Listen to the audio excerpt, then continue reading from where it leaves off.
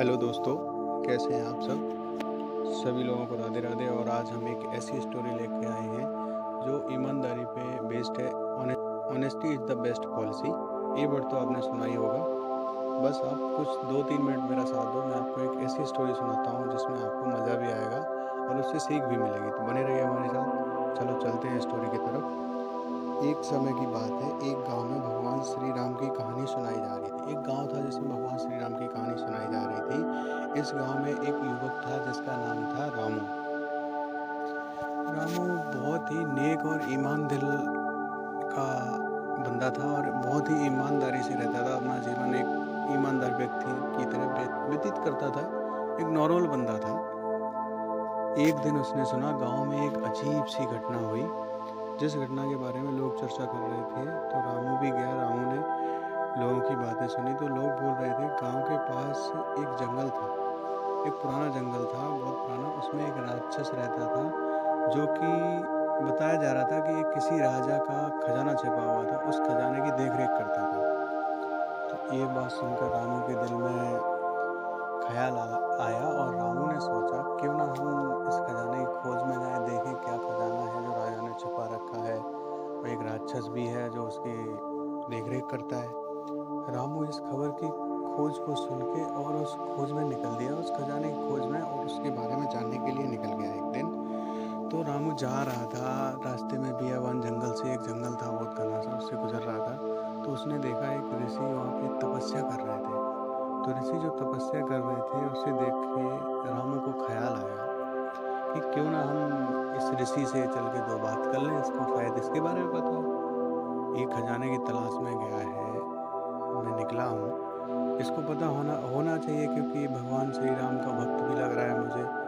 तो रामू उस साधु के पास गया, थोड़ा डरा हुआ था और डरते डरते साधु को दंडवत प्रणाम किया। प्रणाम करके साधु से बोला, हे गुरुदेव, मुझे ये बताइए, जो ये जंगल में सुनी मैंने एक कहावत सुनी है, जंगल में कहीं खजाना छिपा हुआ है जिसकी देख रेख राक्षस करता है।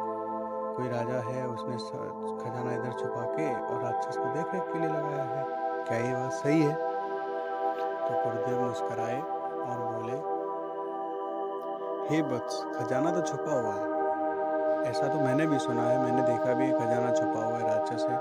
मैं अगर एक सलाह दूं, तुम मानो तो मैं एक आपको सलाह देता हूँ कि आप वापस चले जाओ, लालच में मत पड़ो। लालच बहुत बुरी बला है, लालच में पड़ोगे तो कोई भी संकट आ सकता है।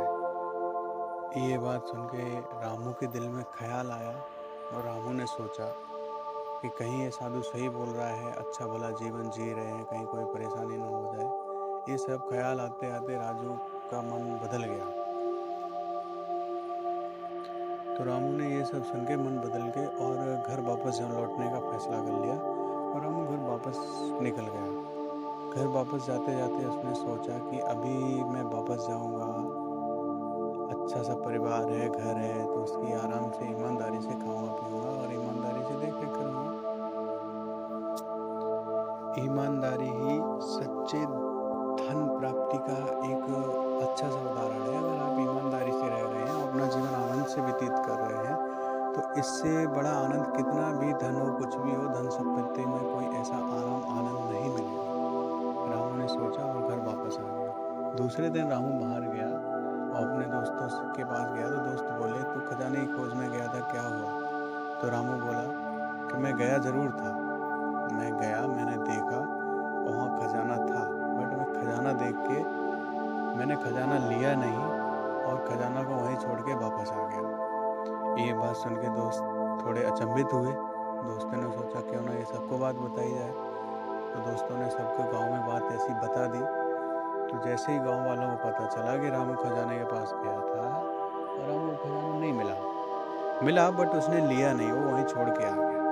तो गांव वाले इस बात को लेके बहुत खुश हुए और बोले कि बड़े बुजुर्ग थे, बोले कि बहुत अच्छा किया बेटा, तुमने वापस आ गए, लालच बुरी बला है। और बड़े बुजुर्गों ने बोला कि ये स्वयं भगवान श्री राम का एक स्वरूप है। जिस बंदे के मन में लालच नहीं आया, ईमानदारी निष्ठा पूर्वक ये वापस आ गया और ये अपने जीवन नॉर्मल तरीके से खुशी खुशी गुजार रहा है।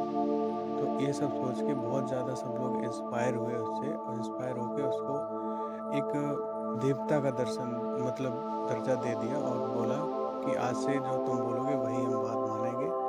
और श्री राम का दर्जा देके या किसी भगवान का दर्जा देके उसने उसकी पूजा करने लगे और उससे बोले कि भाई आप बताओगे मेरे को रामू भाई, वही मैं करूँगा आज से। और रामू से बहुत ज़्यादा प्रभावित हुआ, रामू भी खुश था।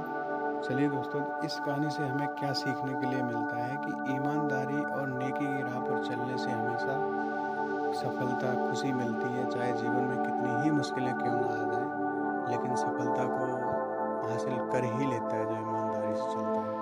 तो ईमानदारी सदा सुखी। तो बने रहिए हमारे साथ, आगे भी ऐसी स्टोरियाँ आपके लिए हम लाते रहेंगे। वीडियो अच्छी लगी हो तो चैनल को सब्सक्राइब करें, लाइक करें। राधे राधे।